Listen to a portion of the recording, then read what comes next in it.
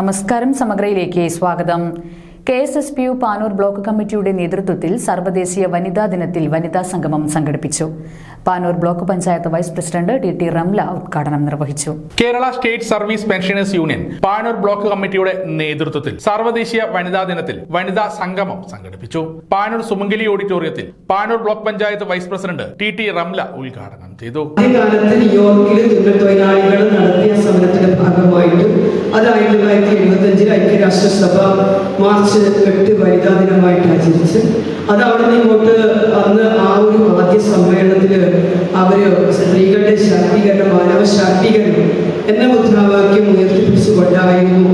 അങ്ങനെ ഓരോ വർഷവും മനുഷ്യാവകാശ ലംഘനമായിട്ട്, മനുഷ്യാവകാശ ദിനമായിട്ട്, ഭക്ഷ്യസുരക്ഷാ ദിനമായിട്ട് ഓരോ മാസത്തും ആ രീതിയിലുള്ള മുദ്രാവാക്യങ്ങൾ ഉയർത്തിപ്പിടിച്ചുകൊണ്ട് മുന്നോട്ട് പോകുമ്പോൾ 2025 വളരെ പ്രാധാന്യമുള്ള മുദ്രാവാക്യമാണ് ഉയർത്തിപ്പിടിച്ചത്.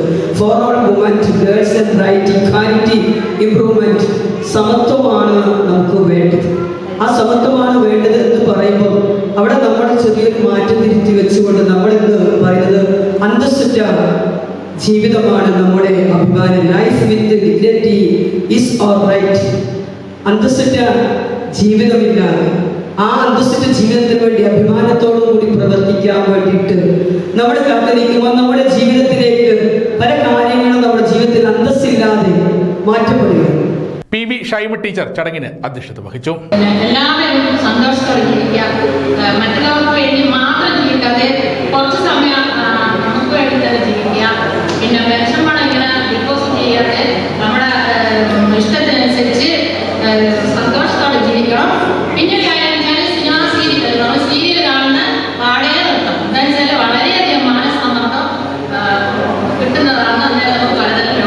സ്ത്രീകൾ നേരിടുന്ന പ്രശ്നങ്ങൾ എന്ന വിഷയത്തിൽ യുവ എഴുത്തുകാരി ബിനൂബ മുഖ്യ പ്രഭാഷണം നടത്തി.